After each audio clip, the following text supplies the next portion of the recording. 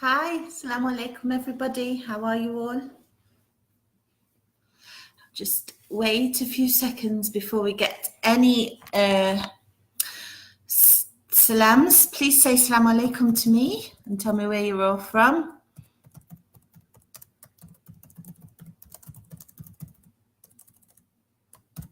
I'm waiting. Say assalamu alaikum.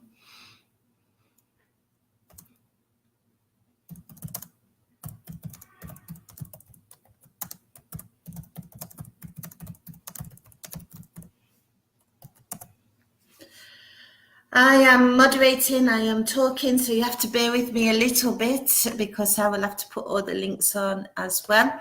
Let me know where you are today. How are you all? What you doing? How is the weather where you are? We love to talk about the weather, us Brits, because it changes so much in one day. This is why I think, subhanAllah, you know, you can be in England and you can have in one day rain, sun, wind, snow in some cases.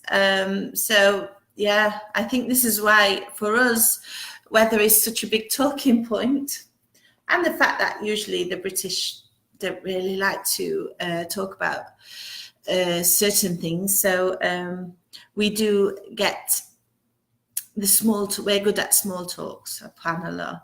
Anyway, let me know how you're doing. Subhanallah, I can't believe we're already on a Monday. This week has flown by. Subhanallah, the days go by so fast. So we must enjoy each and every day as it happens. Subhanallah. Assalamu alaikum, Akbar. How are you doing, brother? Layla is good. She's at school today.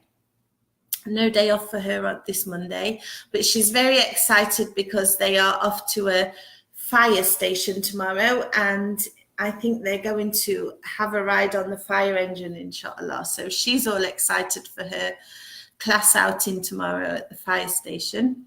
And I think it's nice, you know, to let them know more about fire awareness and everything. So yeah. Anyway, how are you doing, brother? So come on, everybody, say assalamu alaikum. Tell me how you all are. Let's see you all on the chat. It's not just going to be about me today. We want to talk. We want to say hi, salam, etc. I have some good stories today. First of all, we're going to discuss a hijabi from Indonesia who refused to take it off when she was taking part in some games. Then we're going to talk about how a family have helped or have established a foundation to help those with mental illnesses. Then I'm going to give you 6 fantastic tips on how to wake up for Fajr. You know, it's a very hard prayer to wake up from when you're all nice and cozy in your bed. So I think they're very good tips indeed. And the last story is about how US Muslims are helping with the tidy up after the hurricane, which happened last week. So, alhamdulillah, Akbar, you're good. Alhamdulillah. Assalamu alaikum, Ugze. Have I said your name right, brother? You're watching from Kashmir, mashallah. We have a lot of followers from Kashmir, and always are you in our dua and thoughts, brothers and sisters, so don't think that you are not. I hope all is well there. You need help in WhatsApp group for guiding Muslim young girls. Well, maybe you can ask on the private messenger, Akbar, because it depends what you need help with, and we can try and get you links to help, inshallah. So let's go to the first story then of the week. Subhanallah, we're going all the way to Indonesia with this one. And there is a young hijabi called Miftahul Jannah, sorry. And she's blind, but she's a judo player. She plays judo, and she has been training for so many months to compete in the para games in Indonesia. But at the very last minute, they disqualified her because of the hijab. She refused to take it off. So they disqualified her for this. So she said, whatever the risk, I will not remove the hijab. Of course, she was in tears, because if you think about all of that effort and hard work that you do to train for such games or any kind of sport, really, to be told right before you're about to compete, it wasn't even before she went to it was right before she was about to compete, that she was unable, they will disqualify her because of the hijab. She, subhanAllah, her strength, she refused to remove it, but she has gained lots of support from Indonesians who have all supported her, and told her to stay strong. A lot Muslim women in general, they face these kind of rules and regulations about hijab in many sports. And many sports are now lifting these bans, because, you can do anything really as a woman in hijab. There should be no restrictions if you are into sports and you are doing things like this. Obviously, you can't play if in a loose one. But nowadays, there are these ones that are specially designed for sporty women and so on, that women can wear. So it's really disappointing to see that they banned her, when, you can get these hoods, the special kind of hoods now, quite close to the head, and they still modest uncovering. And, it's not dangerous unless, of course, you have it all flapping around and everything like this. So a lot of sporting associations have stopped the banning of hijabs, but unfortunately in Indonesia they refused, and she wasn't able to compete. But mashallah, she really is strong, and she stuck to what she believed, and she said, okay, as disappointing as it was for her, she decided that she's not going to remove it. She stuck to her belief, she stuck to her faith. And subhanAllah, when we do that, Allah often rewards us with much better and much bigger benefits than what we could have, even if she played and won. Allah will give her a much bigger reward, inshallah. So this is really inspiring, really, in how we can stay strong in our strength, in our faith, on certain issues, subhanallah. Jazakallah khair, Sahi Malik. Jazano wa iyyakum, brother. How are you doing? Hi, Ben Arif. How are you doing, brother? So this reminds me of once, I mean, it's not on the same scale at all. I mean, clearly she is, she really stuck to her guns and said, no, I'm not going to remove it, despite that she lost out in a sport that she'd been training for maybe a year, because obviously to compete in these competitions, you have to be working and training every day. But as I said, she will get the bigger reward, even if it doesn't feel like it at the time. It does remind me, it's not really a hijabi story, but I remember when I first got married and found a job where I was living at the time.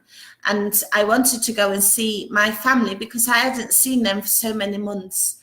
And as you know, in Islam, family and staying connected to the family is a very big, important task.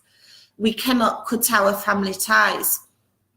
It's seen as a major sin in Islam.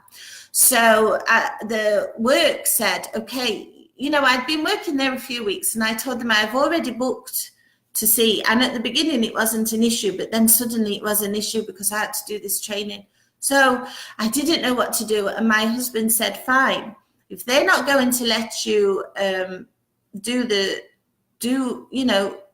if they don't want you to stay, you can just tell them, or if they don't want to let you go and see your family, you can just tell them, I'm going to go and see my family, because that's what's important.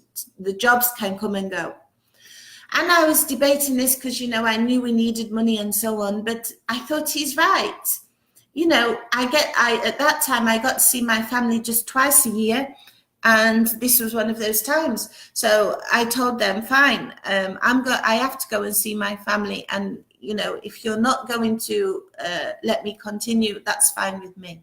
SubhanAllah, when you do the right thing by Allah, and by the principles of Islam, you will find that Allah does reward you. And actually, they came back to me and said, we don't want to lose you, and you can continue once you come back. So sometimes doing the right thing, you may have to sacrifice something, but at the end, you will get a bigger reward for it. It may not come straight away. It may come a little bit afterwards. But if I lost that job, for example, for sure Allah would have given me a better job, a better position. I mean, it turns out I didn't lose it in the end, but I still stuck to the principle that my family comes first and foremost, and it always will.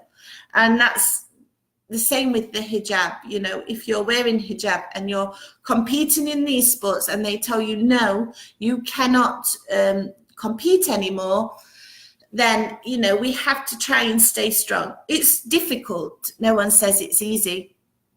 But subhanAllah, she really did that. And inshallah, better things will come to her, inshallah. So I'm just going to put you that link on because I am doing both things today. So here is that link. So you can go and check out this wonderful woman, this wonderful sister who refused to give up her hijab. So yes, please check it out. Yes, it's a very important topic, Noradine. I hope I said your name right. Because as I said, it doesn't apply. It doesn't just apply to hijab. It can apply to anything. Like I said, family should come first, no matter what. You know, these things are very important. So sometimes we have to sacrifice what we may think is a good thing in order to get an even better thing, inshallah. Now, last week we had, I can't remember what day it was now, but I think it was Wednesday or Thursday of last week was International Mental Illness Awareness Day. Now, alhamdulillah, we are starting to understand a little bit more about mental illnesses and how they affect us in the whole world, not just in the Muslim community. However, it still carries great stigma in our community as well as in the rest of the world. So it's really important that we break down these stigmas. Mental health issues are very serious, and, you know, they are not easy treated because, you know, when you think about the mind, it's so complicated, it's so complex. SubhanAllah, the things that can go in somebody's mind, it can be scary and it can have devastating effects on the individual who's suffering as well as the family of the individual. Now, there are mental illness is a very huge, wide scope. I mean, we can talk about stress, we can talk about depression. Depression in itself is a huge scope. There's so many things that is within depression. But you also have other mental illnesses that are needing treatment and that are very stigmatized throughout the world and in society. And one of them is schizophrenia. And I think this is the one where people hear voices in their heads. Now, so I can't imagine, none of us, unless we are suffering from this, can imagine how terrifying that must be as an individual, let alone for the people who are living with us as well. So, you know, it's a very difficult thing for any individual or any family to go through. However, this family is inspiring, and I shall tell you, they live in Arkansas in the US, but they are originally from Pakistan. And they are 3 daughters.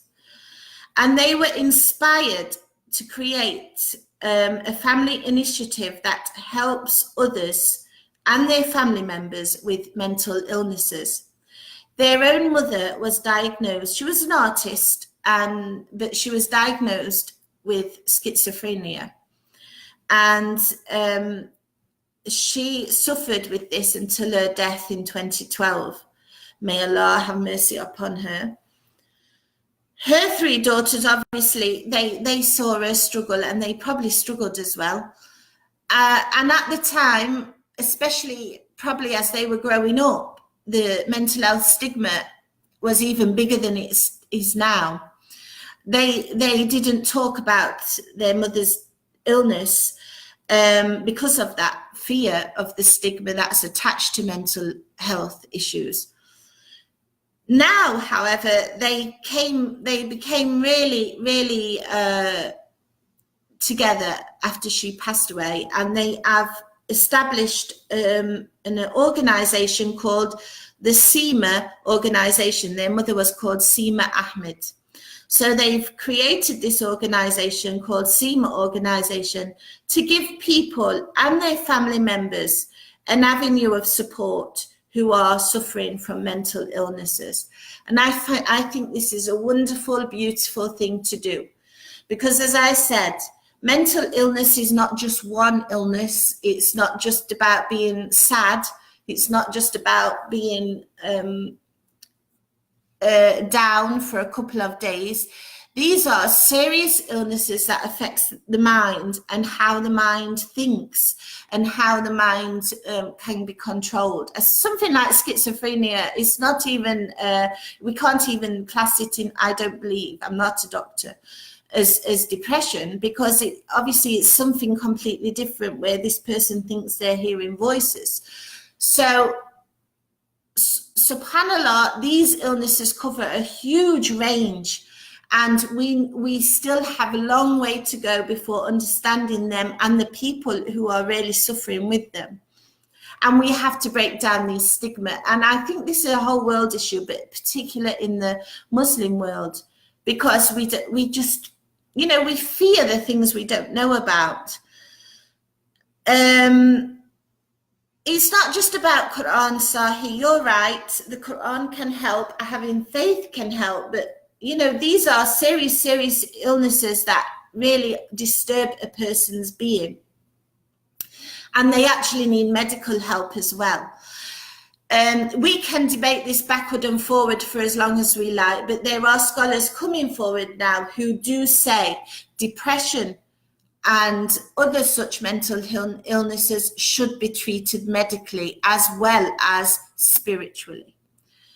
You know, you can't say to somebody who's depressed, it's because your iman is low. How do you know that their iman is low? And that's going to make them feel a whole lot worse.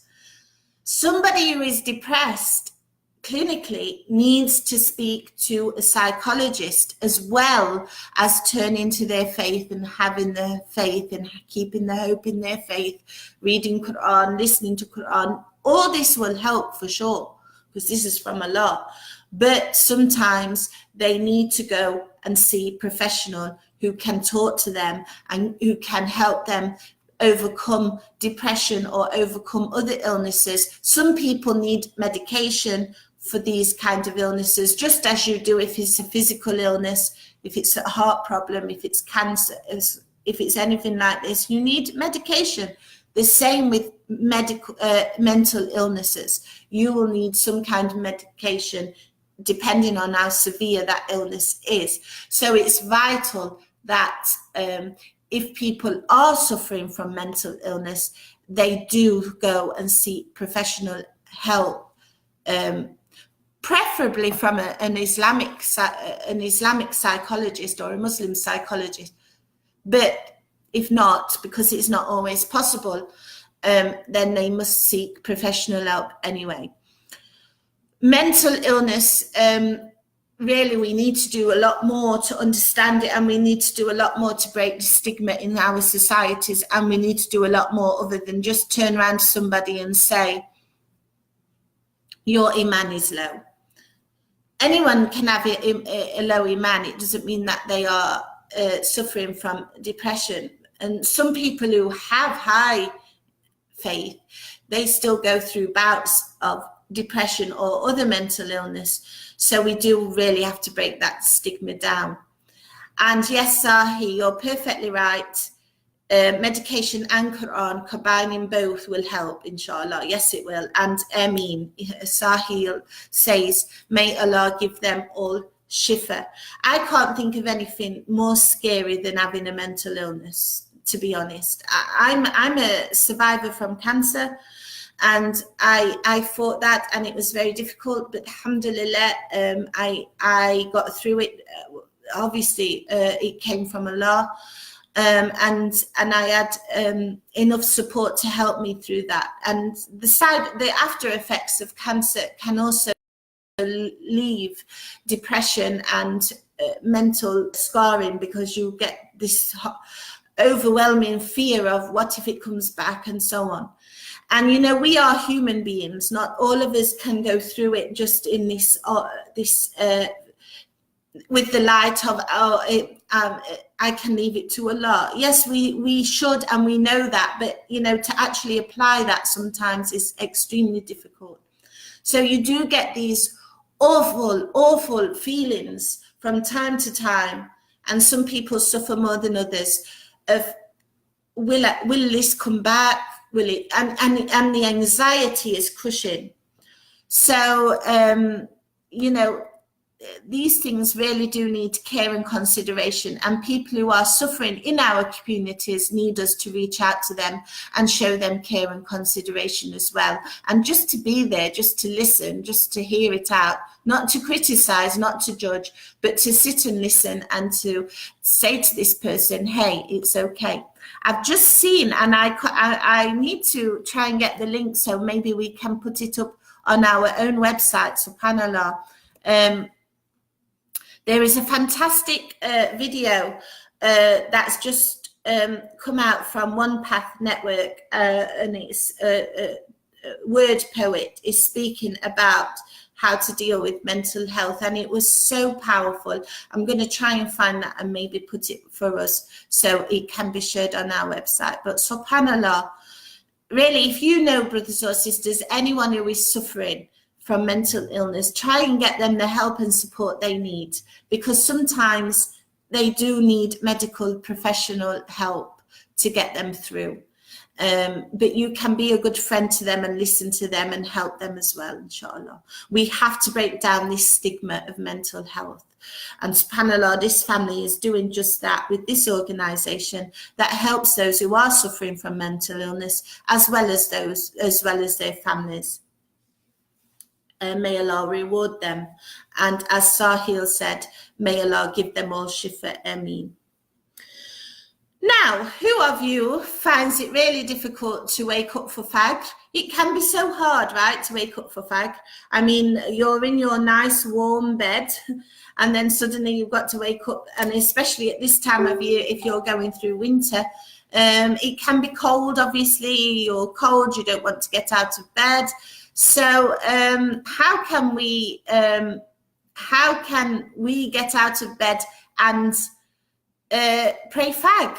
Well, we have 6 very great steps for you to help you. I'm just going to read Sahil's last comment. Yes, you make sense. Even the Prophet of Islam encouraged people to visit sick and listen to them, and I agree with you completely. Jazakallah khair, brother. I agree with you as well. Quran does play a very important part, and it can really soothe the soul. But sometimes people are past that, and they do need medical help. Like you said, the two together combined can help somebody, subhanallah. And Anisa says, Ameen, for the shifa, I am believing. So let's go back to the fact, you know, how many of us struggle. I'm sure we all struggle from time to time to wake up for Fajr. It can be difficult, especially in winter. SubhanAllah, winter is very hard because, you know, you are cold. You don't want to get out of bed. You're all warm, you're cozy, everything's lovely around you. But, you know, we have to pray Fajr. So how can we do it easily or easier than how maybe we forget some days, maybe it's difficult some days? Here are 6 tips, and they're quick, so they're very nice tips for you. The first of one you should do is remind yourself this is for Allah, Allah needs this. We need to sacrifice. Allah doesn't need anything. Sorry, I read that wrong. So we need to do this for Allah. We need this. This is an act of worship for Allah. We need to sacrifice a few minutes in the morning, early morning, to stand in front of Him so He can give us strength in this life to face our trials, and also, of course, the benefit of the hereafter. So this is the first step that we have to do, is remind ourselves that Fajr is for Allah. Well, all the prayers are, but especially when you're trying to wake yourself up out of bed, you can be saying to yourself, it's for Allah, it's for Allah, it's for Allah. And this can be a good motivation to help you get out of bed, even on those cold mornings when you just want to be under the duvet and, you know, feeling warm. Number 2 is remember the rewards of praying Fajr. I will quote you now 2 hadith, and you can find them in the link that I will put you in a little while. The first is, he who observes al-Bardan or Bardian, I don't know if I said that right, in other words, Fajr and Asr prayer, you will enter Jannah, and that's quoted by Al-Bukhari. So you can find that in the link that I'll put up in a second. And the other one, I am not quoting the whole hadith here, just the first part of it. He who offers dawn prayers will come under the protection of Allah. And that is by Muslim hadith. So this tells us the importance of Fajr.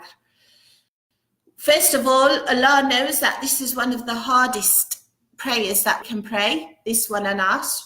Because, of course, Fajr in the morning, early morning, it's cold in most places. I mean, you imagine back in the day of Prophet Muhammad sallallahu alaihi wasallam, they lived in the desert, so it doesn't matter what time of year it is there.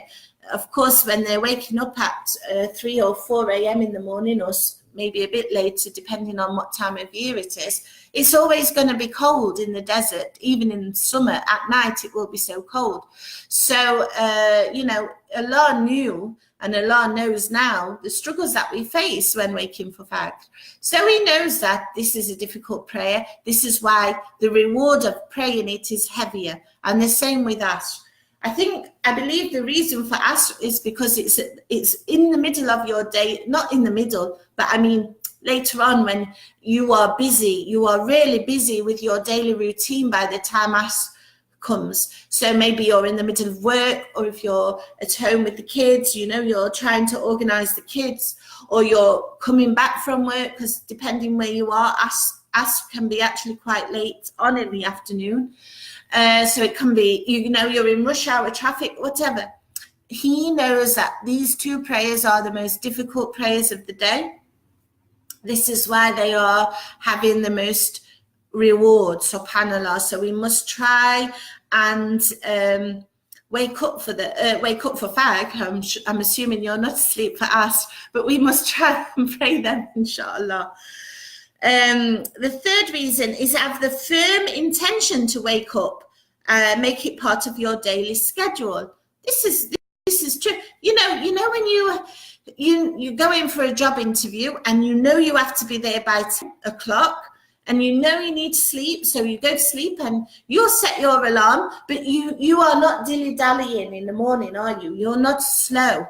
If you know you've got an important job interview, or you've got an important meeting, or, you know, anything, an appointment that you need to make, you don't get up and take your time and stay in bed. I'll sleep for another 15 minutes. No, your mind is on the go. It's programmed from the day before, or even a couple of days before. I have to get up. I have to not mess about. You prepare everything the night before, maybe your outfit. You go get your breakfast, you get your shower, you put your outfit on, and you go, so you don't miss this important interview or appointment. This is the same concept, only it's going to be, of course, every morning. We have to make it in our head, I have to wake up for Fajr. I have to wake up for Fajr. And then slowly, the more you do it, the more it just becomes part of your routine, and there will not be any of this, oh it's cold, I'm just going to have 5 more minutes, you know, this kind of thing, or completely sleep through and then you know, you wake up at 8 o'clock and you have to pray, and you know the time's almost past, already past really. So this is a very good, I like this tip very much. The fourth is make sincere dua to help. We always neglect dua, don't we, on anything really. We use dua to ask for the things we really want. For example, please Allah, let me have the job I have been interviewed for, or please Allah, give me health, or please Allah, bless my family and give them health, or you know, we ask Allah for the things we want, or when we're in difficult situation, but we always neglect dua when it's something that's actually even going to benefit us even more. Which I mean, it's not something that we consciously want, like a job or something like this, but it's something that we really do need. So we always neglect that, and actually it's a very important point to make dua to Allah that we will wake up on time every day for Fajr, and Allah responds. So he's going to respond to this, and what a beautiful dua at the end. This is better than Allah, I wish I want $1 million. This is, please wake me for Fajr. Please let me wait for Fajr. And how many Fajr will you pray in your lifetime, and what reward will that bring? Inshallah, in the hereafter, you will get a very beautiful reward just from waking to pray for Fajr. So this is a really, really good point that we often neglect, is make dua to Allah to wake us for Fajr. So that's that. And some weird things happening here on my laptop. Excuse me. So yes, let's make Fajr, inshallah. The next thing is,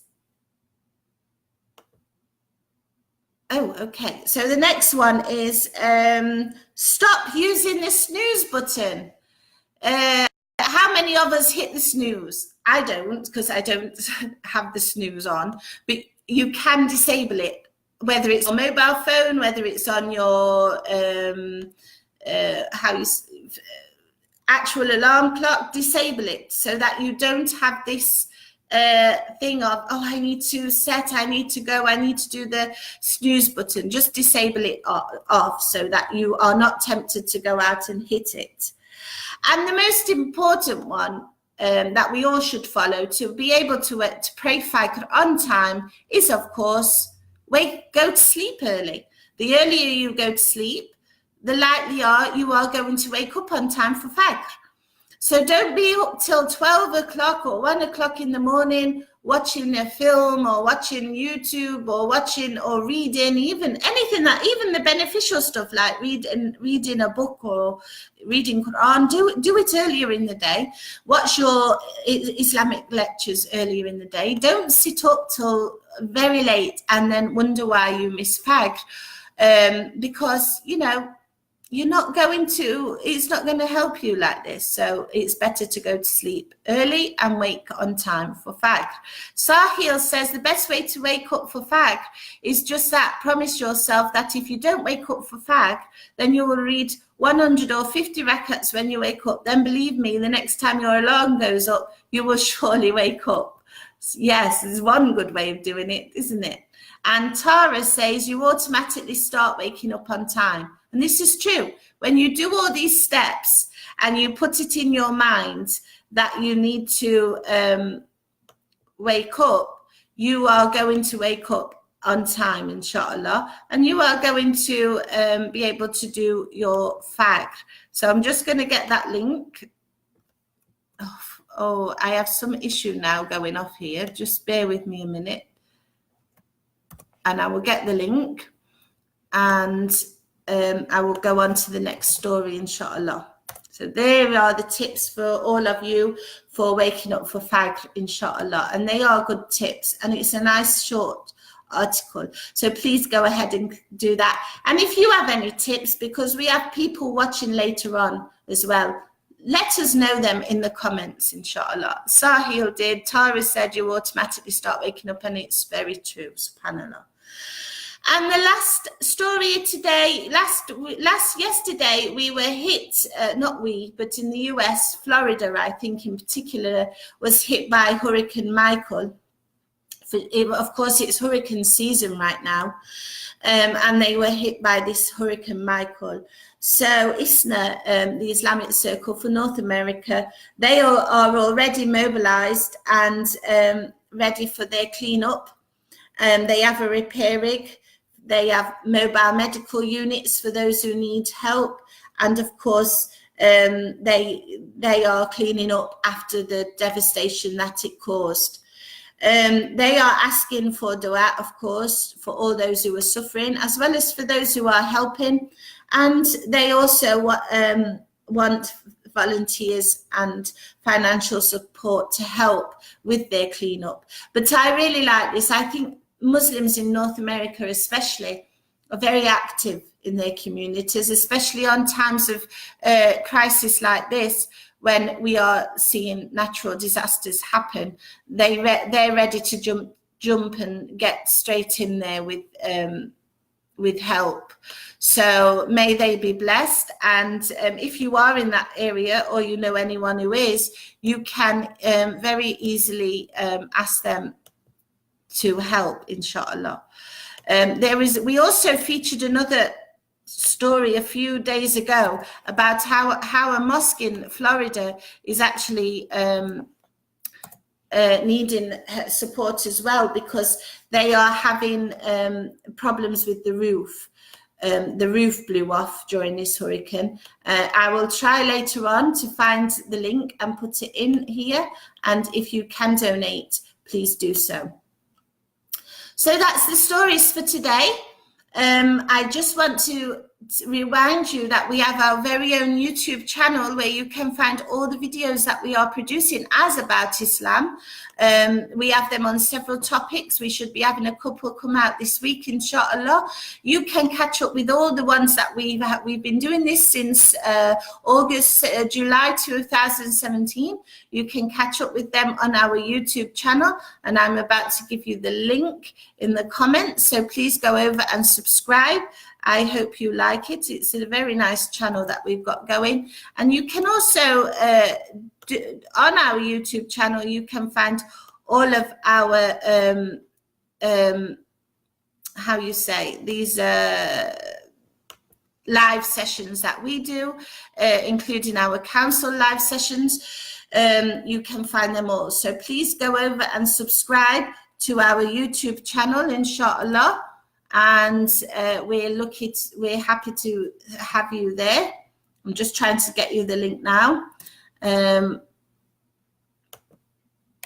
Sahil says, may Allah give sabr to all family who suffer in the disaster and bless them. Ameen, Sahil. And actually to all disasters that are happening all over the world. Of course, there were the floods in Kerala, and as well as what's happening in Indonesia with the earthquake as well. So there's our YouTube channel link up. So please go ahead and subscribe, and you can catch our live videos as well as our ones that we do as About Islam. You can also follow us on Telegram. We don't have WhatsApp because not yet. We might be looking into that in the near future, but right now it's not something we can do. But we do have something called Telegram, and that's similar. It's a messaging app, so you can get the free top stories on Telegram every day from our page. So please go ahead and subscribe to that. I'm giving you the link now. Just bear with me. I have some weird pop-up bar coming on. I think there's a problem. So there is the Telegram one, and you can subscribe to our Telegram channel. Now, brothers and sisters, I'm just going to make quick dua for all of the people who are suffering, all of our brothers and sisters who are suffering, whether it is from mental illness, whether it is from some physical illness. May Allah grant them all shifa, and may Allah make it easier on them and the people who are supporting them and give them patience, inshallah. May Allah help all of those oppressed around the world, give them patience, and those who have died due to oppression, may Allah reward them with paradise. Ameen. Jazakallah khair for joining us today, brothers and sisters. I hope and pray that you have a very blessed week ahead. May Allah bless you all, and I shall see you all next week for another live session. Assalamu alaikum rahmatullahi wa barakatuh.